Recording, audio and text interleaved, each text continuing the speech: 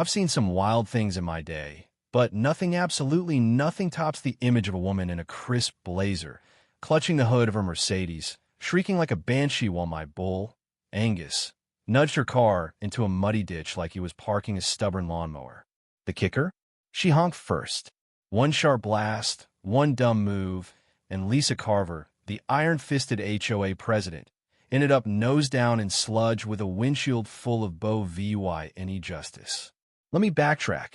I'm Jake Larson, and I live on the last patch of farmland in a town swallowed by cookie-cutter homes and fake lakes that reek of chlorine.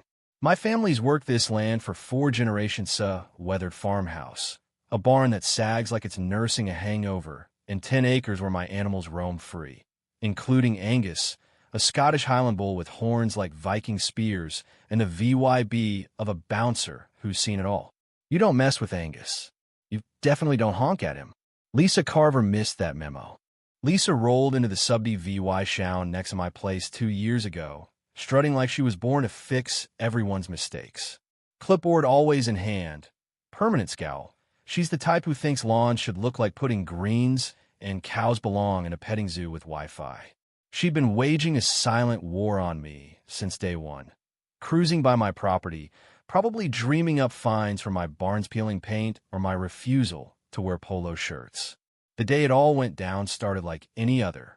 I was fixing a fence post Angus had smashed, probably arguing with a tractor tire when I heard the hum of Lisa's Mercedes on the gravel easement. She had no business there.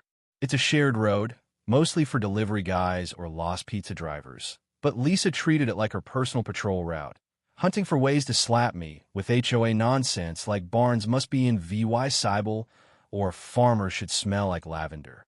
Angus was grazing by the road, minding his own business, likely pondering the philosophy of grass. Then Lisa, in all her suburban glory, laid on the horn a long, obnoxious 4-second blare. Angus lifted his head slow, like a guy interrupted mid-bite.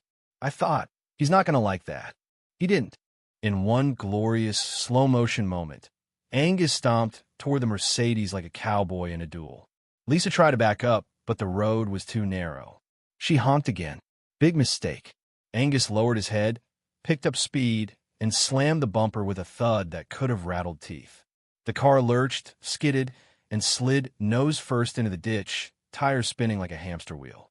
Lisa scrambled out the passenger door, screaming, her stilettos sinking into the mud like tent pegs. I stood there, one hand on the fence, the other gripping a hammer, wondering if I was about to get arrested, sued, or both. By noon, the whole thing was VY-rel. My nephew had slapped a Ring camera on the gate after someone tried to swipe our mailbox, a cool one shaped like a plow. It caught everything. Lisa's honk, Angus's charge, and her muddy meltdown, all in crystal clear HD. My nephew posted it online with the caption, HOA boss versus country, bull who wins? By dinner, it had 3 million VYUs, complete with music overlays, slow-mo edits, and one genius who added eagle screeches. Lisa was humiliated. I, on the other hand, had strangers asking if they could buy Angus's steak. She stormed to my house that evening, in a fresh outfit but with rage that could sour milk, pointed a shaky finger, and hissed, "This is war. I'm not a fighter. I like my quiet, my land, my bull." But Lisa didn't respect boundaries, literal or otherwise. She thought her HOA crown gave her dominion over everyone, like a queen lording over pesky farmers. I'd just become her public enemy number 1, the guy who embarrassed her in front of the internet. Next morning, she was back with a tape measure, muttering about encroachment and easement violations. I offered her coffee. She ignored me. By afternoon, I got a fancy letter from the Pinewood Homeowners Association, addressed to Jacob Larson, occupier of non-compliant rural nuisance. I'm not even in their HOA. It claimed Angus was a danger, my barn was an eyesore, and I had 48 hours to remove the hostile livestock. I laughed so hard I nearly choked. That night, I mailed Lisa a map showing my property's clear exclusion from her domain with a sticky note. Nice try. Angus says hi. Lisa, though, wasn't one to quit. This is the woman who once fined a guy for planting daisies because they were too cheerful. She called the zoning board, animal control, even the local news. Meanwhile, Angus kept living his best life, munching grass, chasing butterflies, occasionally glaring at the road like he was plotting something. Then came her official letter, on thick paper that probably cost more than my weekly groceries, stamped with a Pinewood HOA seal that looked like a bootleg government logo. It accused me of harboring a hostile, unlicensed large animal on shared residential land, and gave me 48 hours to relocate Angus. I read it on my porch, coffee in hand, while Angus chewed cud in the background like a middle finger to suburbia. My land's never been part of her HOA's, a slice of rural defiance tucked between her manicured neighborhood and a dry creek bed. Lisa's letter even included a hand-drawn map, scribbled with highlighter, trying to annex my property into her empire. It was as legal as a napkin doodle. I waved the letter at Angus and said, "You're served, buddy." He blinked, then peed on the fence post his legal response. Later, Lisa showed up with 2 HOA minions, Greg, who once tried to ban jack-o'-lanterns for being too pagan, and Ellen, who wore turtlenecks in July and flinched gingerstone, and started snapping photos of Angus like he was a rogue grizzly. I asked if she'd ever met a real cow. She ignored me. Next day, a sign appeared on my property's edge. No bulls beyond this point. HOA Rule 17B. I stared at it, sipping coffee, then built a scarecrow. Not just any scarecrow. I dug out an old mannequin from my mom's attic, dressed it in a tan blazer, pinned on a name tag reading Chairwoman Lisa, and gave a plastic wine glass and a rolled-up HOA flyer. Angus sniffed it and sneezed. Things escalated fast. Lisa filed a motion to rezone my land as semi-suburban, a blatant attempt to swallow my property into her HOA. It was absurd, illegal, and it got the news involved. A reporter named Mia showed up, camera crew in tow, for an interview. We filmed by Angus's pasture, where he stood like a furry general. I talked about my land, my dad's love for it, how he'd say, "Take care of the land, Jake, and it'll take care of you." My voice cracked a bit. Lisa, spotting the news van, sprinted over, while VYing her clipboard, yelling about unauthorized media. Mia asked for a statement, and Lisa ranted, face redder by the second. The segment aired that night. Angus chewing grass, Lisa arguing with my scarecrow. Viewers loved it. Lisa's cousin, a county zoning guy, slapped me with a livestock hazard hearing, claiming Angus threatened non-agricultural citizens. My sister, Sarah, a former rodeo queen turned lawyer, took one look at the notice and said, "Let's roast him." The hearing was a circus reporters, neighbors, even Angus fans in Team Bull shirts. Lisa called Angus a 2,000-pound meat missile and showed a blurry PowerPoint, including a close-up of his nostril. Sarah laid out the facts, my land's agricultural status, its exclusion from the HOA, Lisa's illegal map doodling. Then she played the VY Ral VY Deo. The courtroom stifled laughs as Lisa's car slid into the ditch, her face smushed against the windshield. The judge paused it there, muttered, "That's unfortunate," and dismissed the case. Lisa stormed out. I posed for selfies with Angus outside. But Lisa didn't quit. After vanishing for 3 days licking her wounds, probably sharpening her highlighter, emerged with a new sign. Citizens for Suburban Order, reclaiming harmony from agricultural chaos. She'd gone rogue, starting a fake committee. But the neighborhood was waking up.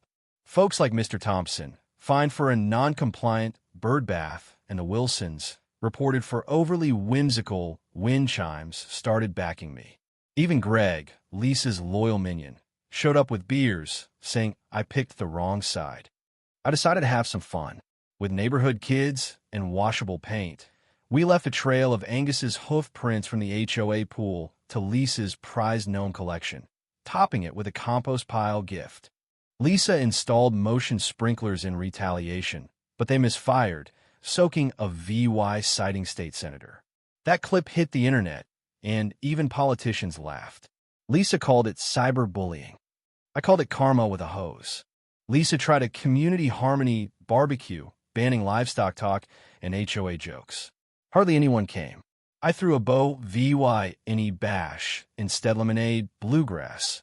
Angus in a sash reading movie over HOA. Kids fed him apples. Old-timers shared stories. Even Ellen, the turtleneck lady, admitted the HOA was kind of fascist. Then disaster. Lisa's illegal 4th of July fireworks spooked Angus. He busted through the gate, trampled a lighthouse fountain, and trotted across the golf course's 9th hole. Golfers screamed. Sprinklers erupted. I chased him in my truck, only to find him in the HOA clubhouse, cornered by Lisa with an air horn. I yelled, "Stop!" She didn't. She blasted it. Angus charged, not mad, just done. Lisa tripped on her heels, splashing into the lobby's koi pond. Angus peered in, satisfied, and strolled out. I lured him with oats. Security footage caught it all. Lisa, soaked, koi flopping around her, yelling, "I made the rules," admitting she faked the HOA maps. That clip woke the neighborhood. Talk of a vote to oust Lisa spread. The day of the vote buzzed like a fair. People wore "Let Angus Speak" buttons. Someone photoshopped Angus as a founding father. Lisa stood rigid, flanked by her last loyalists. The moderator, Carl, a guy who looked like he'd rather be napping, called for speeches. Lisa droned about suburban values and livestock-induced decay, but her voice shook. Someone muttered, "Angus is safer than her." Laughter rippled. Then I stood. I didn't want to gloat. I said I didn't hate Lisa, that Angus wasn't mean, just provoked. The real issue was her obsession with control, pitting neighbor against neighbor. I shocked myself, saying she deserved a chance to apologize before the vote.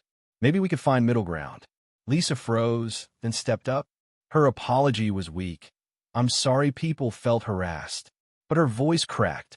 She admitted overreaching, maybe messing with maps. The room went silent, no cheers, no boos, just 50 people thinking.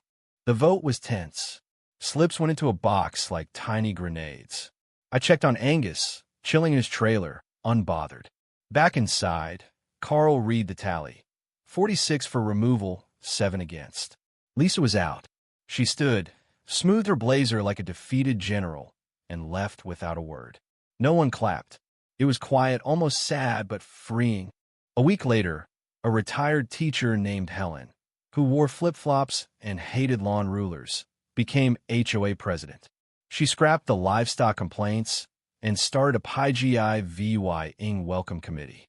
Lisa sold her house, moved to a condo with strict rules and no pets. Word is, she tried a newsletter there. No one cared. Life settled back, green pastures, crooked barn, Angus mildly famous. Tourists snap photos bringing apples. One lady drove 4 hours to meet the bull who beat bureaucracy. Angus just wanted scratches. The internet moved on, but around here we remembered. Not just the chaos or the pond plunge, but the moment we stopped whispering and spoke up. At dusk, I'd sit by the fence, beer in hand, watching Angus snore at fireflies as the sun sank. It all started with one honk, one spark of arrogance, one stubborn bull who said, "I'm not MOVYing." And somehow, that changed everything. So what do you think? Was Lisa a tyrant who got what she deserved, or a woman pushed too far by a road bull? Should HOAs have any say over private land, or are they just suburban dictatorships? And let's be real, could you resist honking at a bull like Angus? Drop your thoughts below, smash that like button, and subscribe for more stories that'll make you laugh, think, and maybe cheer for the underdog or underbull.